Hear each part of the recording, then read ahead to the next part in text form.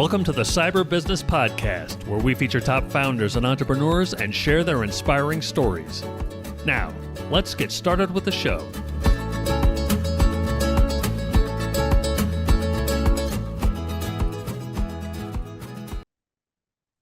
Matthew Connor here, host of the Cyber Business Podcast, where we feature successful business leaders, authors, and more. Today, we are joined by founder and CEO of Blue Marlin Partners, Peter Kirsch. Pete, welcome to the show. Hey, Matt, great to be with you today. Thanks for having me. My pleasure. Before we get too far in, a quick word from our sponsors. This episode is brought to you by cyberlinks.com. That's cyberlynx.com. Do you know if a hacker's in your system? Most people and most companies don't until it's too late and hackers have already done damage. A hacker's job is to bypass your security, so companies need a way of knowing when someone's gotten past their security. That's where CyberLink's intrusion detection comes in. With our 24/7 Security Operations Center, we monitor your computers, networks, and cloud accounts using a combination of AI and highly skilled cybersecurity technicians to detect any signs of attack or intrusion. So if a bad guy gets past your security, we'll know right away and be able to kick them out. Find out more at cyberlinks.com. And now back to our show. Pete, thanks for coming on today. For those who haven't heard of Blue Marlin, can you give us the elevator pitch? Sure. So Blue Marlin was launched approximately 7 years ago as an outgrowth of my time when I ran the family office for the founder of AOL. And the whole thesis for Blue Marlin was, let's create a non-traditional, a really disruptive private equity business that allowed people to pick and choose their own investments, allowed people to not pay a lot of fees, but more importantly, to invest with guys and people who have operated great businesses over time. People who have built really big companies, not Wall Street investment bankers, but people who know how to build and operate businesses and want to invest together. I love that. I mean, Yeah. I think, I don't know, obviously, every private equity model out there, but the ones that I do know, they're not really taking that approach. I mean, it's traditionally some great minds, some great guys with numbers and money, and they're really good at, hey, I can put money into this, help you, in these ways. But I don't think that's pretty unique to Blue Marlin, isn't it? Are there others like that? The traditional private equity model is 2 and 20. You commit, and it's a blind pool. You commit a bunch of money to a private equity fund, and you pay them 2% on your commitment before they invested a penny.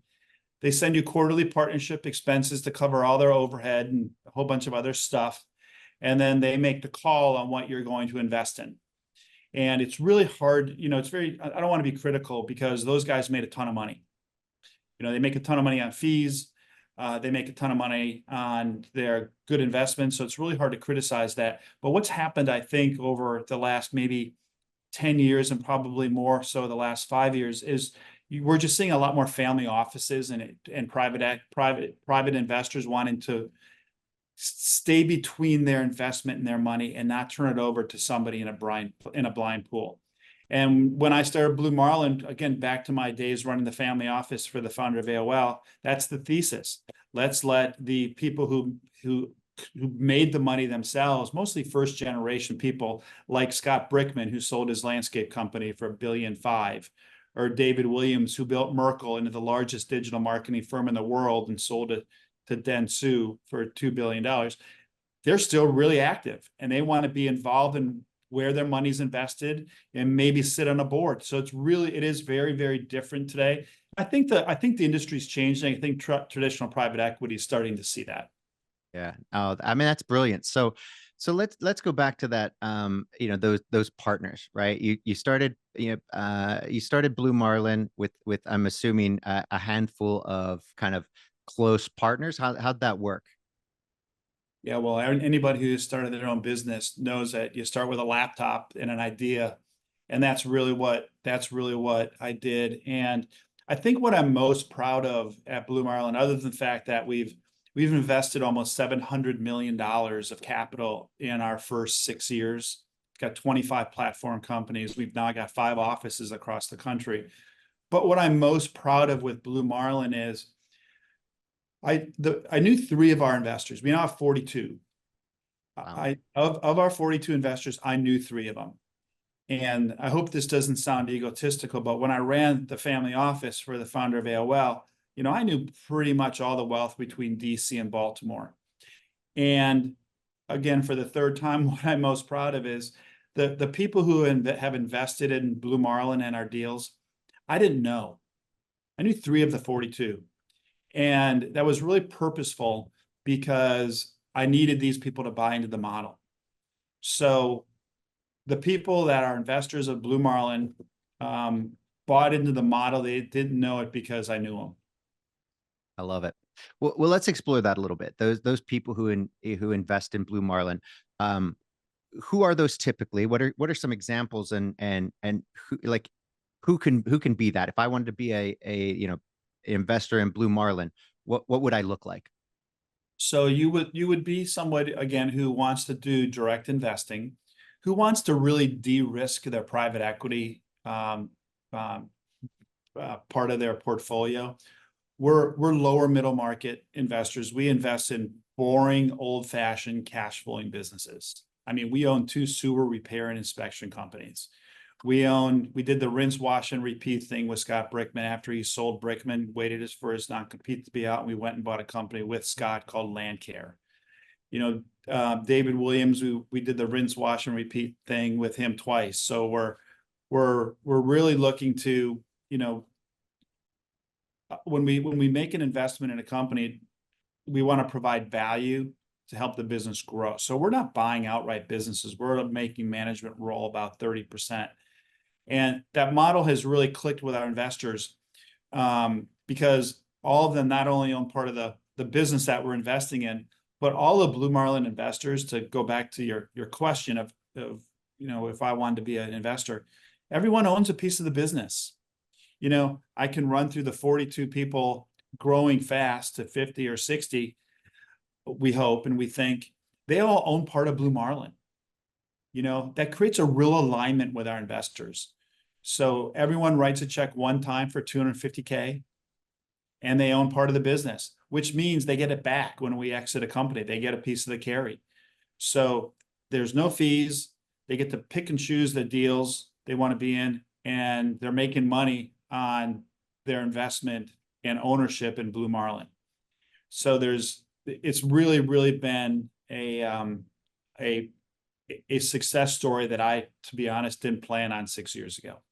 No, that's fantastic. I mean, for those people who really want, and I think a lot of operators are like that. You grow up with your business, you successfully exit, and you're like, I don't want to just play golf forever. Golf was fun for what, 6 months, and then you're like, I've played all the courses, we've traveled, and I want to do something. It's kind of in your blood. Once you run a company, it's just so much fun. It's never the same day twice. So I certainly understand if you've exited and you've made $1 billion, you've got some cash you want to put to play, and you've got all this experience.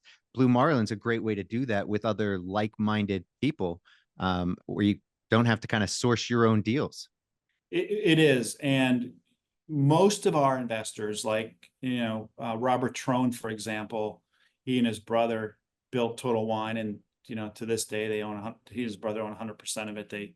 So that's an awesome story. They never took a dime of outside capital. Wow.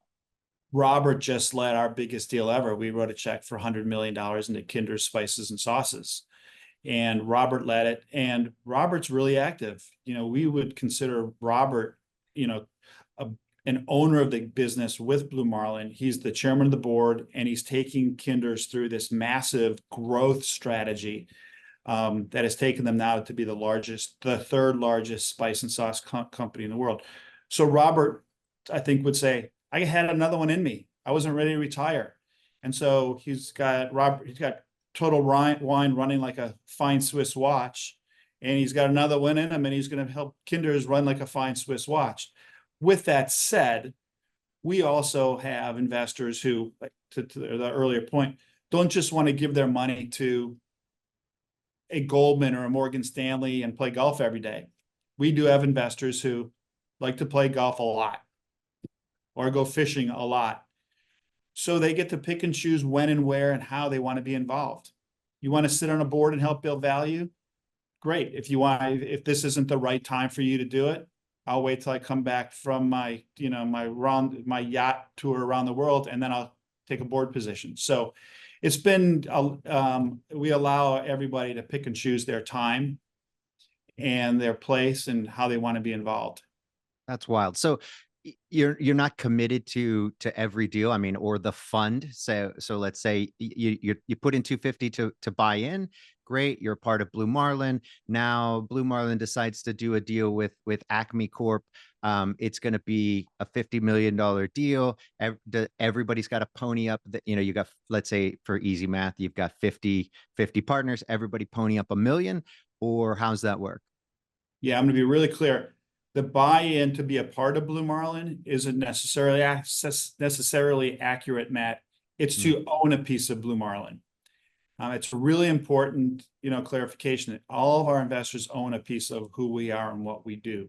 But yes, you articulated it correctly. When we make an investment, our investors have the right to their pro rata of that investment, not the obligation. Not the obligation. Okay. But they have the right. There's a lot of investors who love certain industries, and there's a lot of investors who won't even take a meeting for an industry. And that's the beauty of what we do. We own our portfolio is incredibly diverse. We own 5 cold storage facilities, believe it or not, in Korea. One of our biggest investments, using liquid natural gas to cool the facilities 100% off the grid.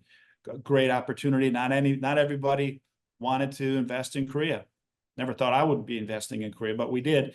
We had 2 investors who have made a lot of money investing in Korea, so they were all over it. So yeah, everyone gets to pick and choose what they want to do. We do own 155 Dunkin' Donuts across the country. We own a piece of Mission Barbecue. We just acquired 29 Jersey Mike's because we decided we love the QSR space, and it's working really well. When we first bought Dunkin' Donuts, we owned 68 of them. And a lot of our investors said, I'm not getting in the restaurant business. Well, we quickly learned that QSR is not the restaurant business. We now have 155 Dunkins. We're doing a recap, and those who didn't like it before love it now. So a lot of learnings as we go through a very kind of diverse portfolio and investment thesis. No, I think that's really exciting from a kind of an entrepreneurial perspective. The exciting part about that is I've got some money, and now it's not just, look, oh, Matt knows IT and cybersecurity, so that's all I want to invest in. And I think if I were going out on my own, it makes sense for me to invest in the thing that I know best. So I would be limited in my scope of opportunities if I wanted to, increase my chances of success. If I go out and start messing around with Dunkin' Donuts, the odds are I'm going to have to learn a lot that I don't know, and that's going to cost me money. But now I get a pool of people with me. You get all this experience and expertise together, and it's like, hey, Peter knows donuts like it's nobody's business, and he's great at it, and he's done this, and okay, great. I mean, I wouldn't have thought about that, but now that you're telling me, it makes sense. And then we get to leverage your expertise. That's so cool. Well, Matt, when you make your $1 billion at Cyberlinks, you'll be a GP at Blue Marlin, and we will leverage your expertise in cybersecurity and IT services for your next IT services cybersecurity business. When I talk about Blue Marlin, as you just articulated, I think I love to tell a couple stories, and I'm going to tell you one right now. When Dunkin' Donuts was our second investment ever, like I said, I started this thing on a laptop and in my my home office, and now we've got, I'm looking out here, we've got this great office here in Bethesda, and got 14 people working here. Our second deal was the Dunkin' Donut deal, and I passed on it. And the reason I passed on it, I didn't think we had any expertise in our GP base in coffee and donuts or QSR. And every 6 weeks or so, we get on the phone with all of our investors, and we go through our pipeline report, and we talk about what's past the investment committee and what we're driving to a close on, what we're in the middle of diligence on that we think is interesting, and then a very, very long list of deals that we passed on. I passed on Dunkin' Donuts, and I got a call from David Williams the next day and said, Pete, don't pass on that deal, because Merkle does all the loyalty programs and buying apps for Dunkin'. We probably have more data on Dunkin' than they have, and love the QSR space. He led it. He chairs the board today, and took it off the pass line, and we closed the deal. And like I said, now we started with 60 some stores. Now we have 155 and we're on a path to 250 on a deal that I thought we were going to pass them, but one of our GPs loved it, led it, and has been driving the heck out of the top line and bottom line of that business. That's so cool. I mean, that is just so much more fun than the typical, I put my money in a fund, they take their 2 and 20 and I make, I get whatever it comes back at the end of the day. So much more exciting, especially from, that founder entrepreneurial perspective. So you talked a number of times about deals and so what does that look like on the company side? We've talked a little bit about your partners and your investment partners. Now let's go over to on the deal side to the other side. What's that look like for them? Who are you looking for? How's that go? Yeah, what are we looking for? Kind of know when you see it. Like I said, our portfolio is very, very diverse. So our first discipline that we have to go through when we see a deal, number one is, do we have expertise in that space? We're not going to invest in a deal where we don't have expertise. We want expertise from one of our GPs, and we want somebody to lead it. And when I say lead, help us understand the industry, help us with diligence, lead it as a board member, a chairman, or with a check. And I think Tiffany Masterson said it best at our conference in June. We had our first ever conference and we had 36 of our 42 principals show up, and Tiffany Masterson, who built Drunk Elephant into a monster skincare cosmetics business. She said, when I sold that thing 3 years ago, I put a lot of money into a lot of direct investments from friends and family and other. She goes, I'm not going to tell you the language she used. She's this really awesome, smart, brilliant entrepreneur. And she says, Blue Marlin's my trusted partner. I want to invest in your next venture, your next business. And she named a couple of people in the room. She goes, and I can't wait for you to invest in my next skincare and cosmetics business. So that's what it looks like. We really maintain that discipline of leaning on our GPs to lean in on our investments. I love it. Now, what's a typical deal look like? Let's say let's say Cyberlinks, is looking for a private equity partner. How is there a typical structure to your deals? Yeah. Something that you prefer, or is it wide open? Great question. So we have done control positions and we've done minority positions. We're in the process right now of recapping Dunkin, a business we own 92% of. We're also in the process of a 15% position in a very, very cool med spa type equipment business. So we can be very flexible on our control or minority positions. We do know that we want our management to roll a piece of their equity. We do not ever want to replace management. So if we wanted to invest in Cyberlinks, we'd go, Matt, you and your team, they're not going anywhere. So if we're going to make an investment, we're going to own maybe 30, maybe 50 or 60% of the company, but you're going to maintain a big piece of the business for a very large second bite at the apple. Nice. So that's number one. Number one is have some expertise, and number two, make sure management can roll. Our average check size, we've written checks for up to $100 million in businesses, and twice. That's not really our sweet spot. Our average check size is between 25 and 30 million dollars. So that's our comfort zone right now, and that's the lower middle market. And what's your exit strategy typically? Yeah. Is there one? I mean, surely there is. Yeah, there is, and we define our exit strategy going in, which is really also important and differentiates us. You don't get a chance to decide when you want to get out of a deal when you're in traditional private equity. So we're pretty good. Not that we're pretty good. We're really good at defining it. So 3 to 5 years. In some but we let everybody know it's 3 to 5 years, and then we have others that is 7 to 8 years. We bought Sandler Sales Training 1.5 years ago. We told everyone that's a probably 7 8 year hold, because we're going to build it into $1 billion business. Dunkin, for example, we told everybody it was a 5-year hold, and we still like that business so much. We're giving everybody a chance to get out for 3x their money but we're going to continue to grow the business. So again, traditional private equity can't do that. Every one of our deals is in a separate SPV, so it's per deal economics, and we can kind of create any operating agreement that we want. We have investors who, to be frank, wish we would hold businesses forever, because when you sell them, make them a bunch of money, they got to pay taxes on it, and then they have to deploy it. Comes down to liquidity. We have other investors who call me the day after we close, and they go, "When are we selling it?"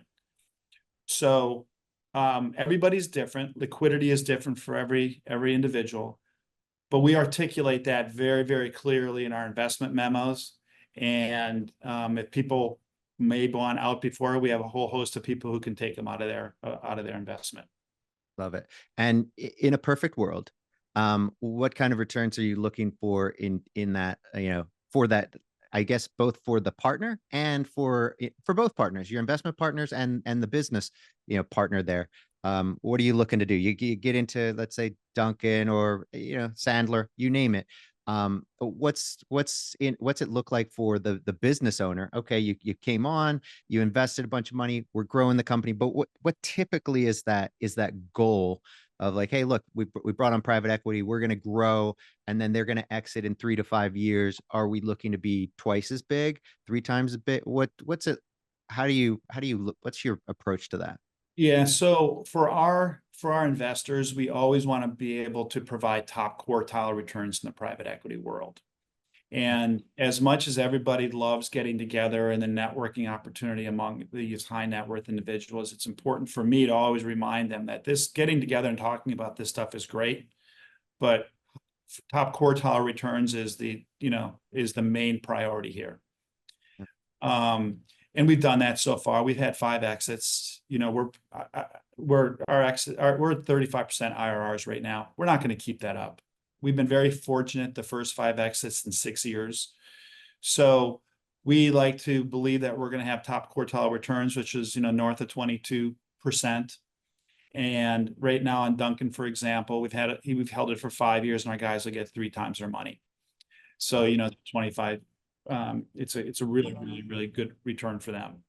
And then when we can recap everybody out, like we did with Landcare, we invested in Landcare 4 years ago, and we were fortunate to be able to recap the business because it grew so fast in the first year.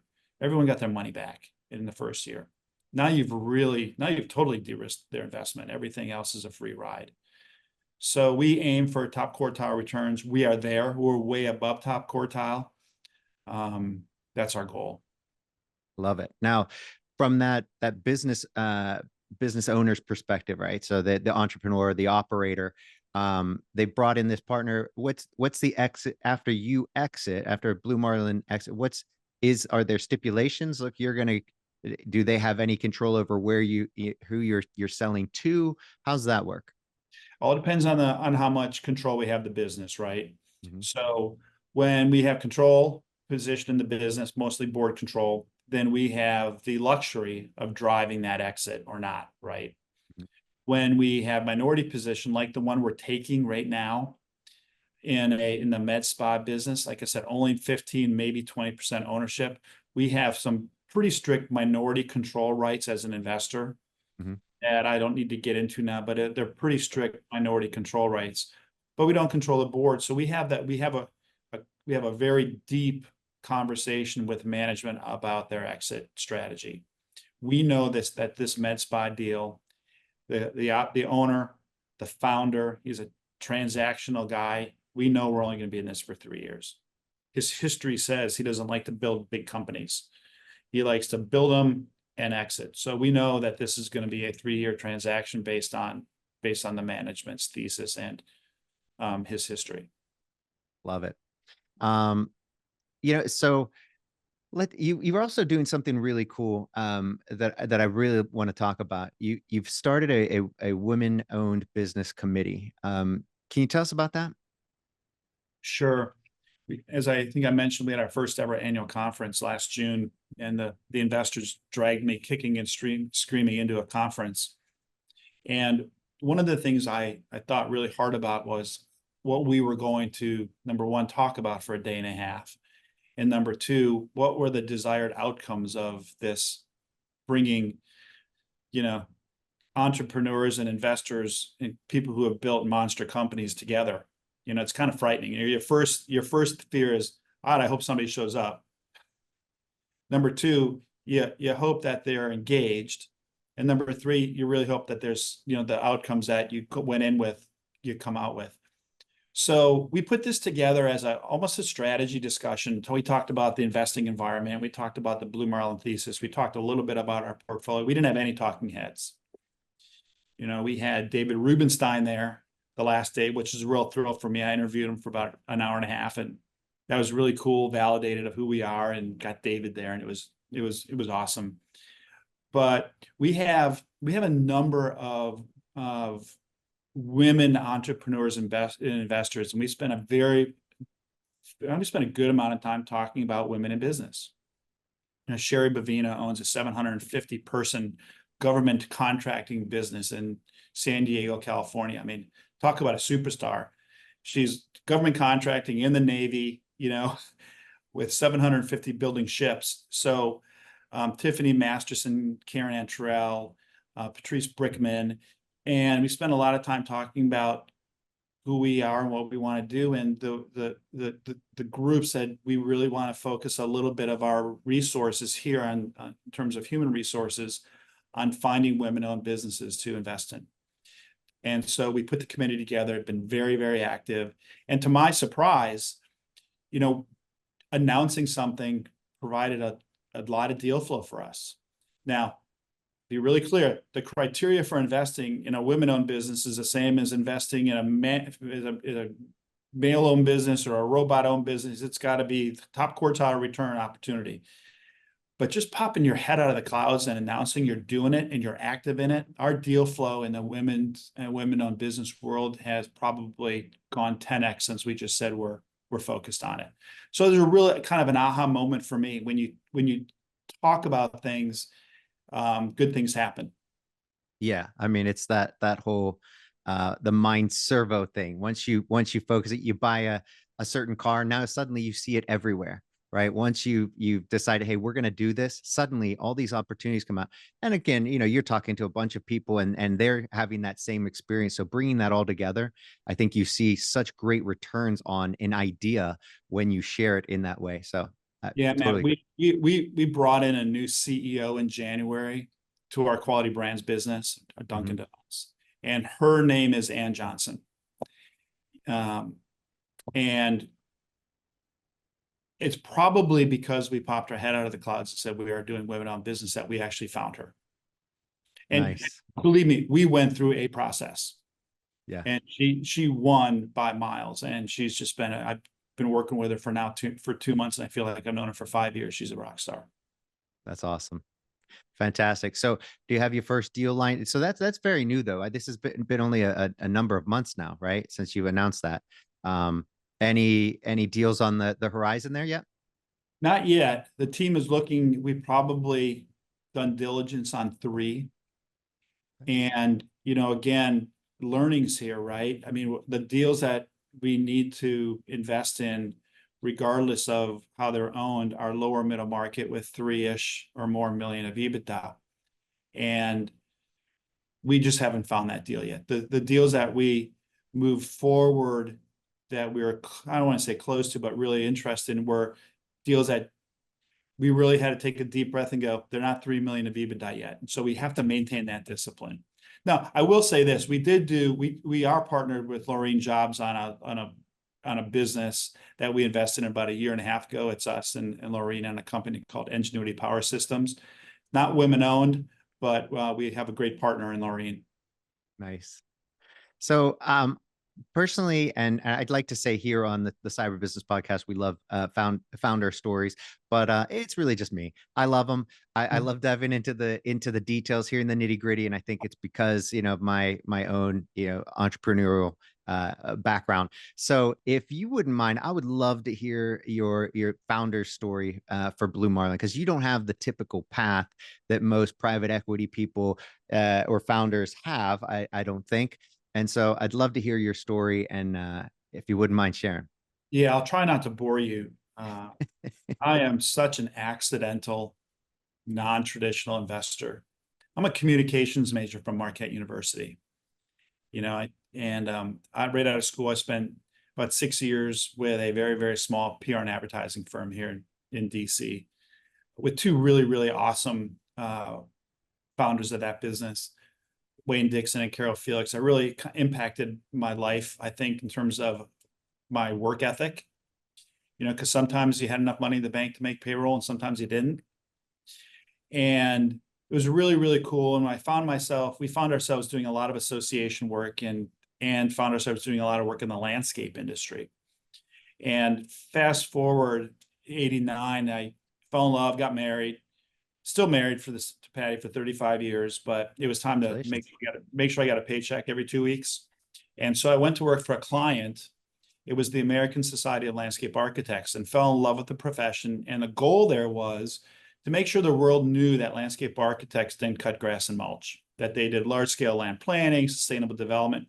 And to this day, I still defend landscape architects when someone calls them landscapers. But after a few years, they asked me to be the CEO. And Matt, I probably didn't even know what CEO stood for when they asked me to be CEO. And I did it. And I, again, ran this business in an extremely non-traditional association way. I ran it like a for-profit. And things that I didn't know you weren't supposed to do. I never read the association management handbook. And all of a sudden, we were doing national public relations campaigns to tell people that landscape architects didn't cut grass and mulch. And we bought 2 for-profit companies inside our nonprofit. We were doing probably email before email was email. And all of a sudden we had this, $12 million organization that was able to do some really awesome public relations campaigns because I didn't know what I didn't read the textbook. Love it. Left there to go run a tech company because we were doing some pretty cool stuff. And I left there in 1990, March 1990, the bubble burst, and, wife and 3 kids and no money. I had I left there. It was bad. And I got a call from a recruiter to go talk to the founder of AOL to run his family office, probably before family offices were even coined family offices. And I kind of laugh about it today. People said, how'd you get that job? You didn't have any experience. Right? I said, well, I think Jim told me he was looking for somebody who was not a family member, not a friend, didn't work for AOL, had run a for-profit and run a nonprofit. And I think I was the only one in the DC, Baltimore area that had that resume. So he had to hire me. And I did it for 10 years. And that's where I cut my teeth in venture capital and private equity and really created the thesis around Blue Marlin for indirect investing.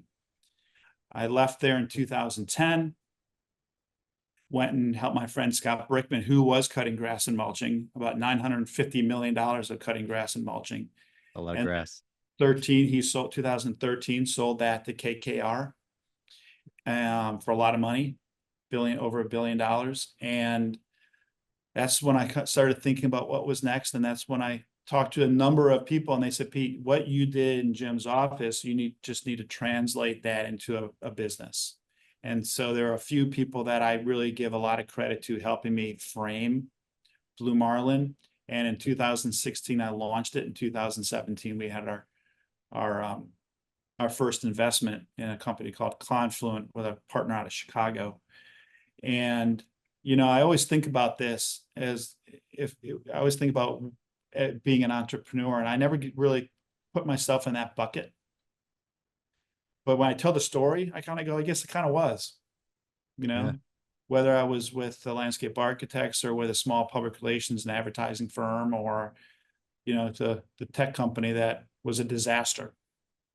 That's fantastic. That's Yeah, I got to tell you. So, Jim Kimsey, the co-founder of AOL, it's interesting because I'm an old Army guy, only because of a few things, but largely because of these books I read about the airborne rangers in Vietnam. It was all, I'm this kid growing up. We didn't grow up with money, and that I knew the Army was going to be my way out of the Pennsylvania where I was at, and kind of how I grew up. and I was going to do that and then move on.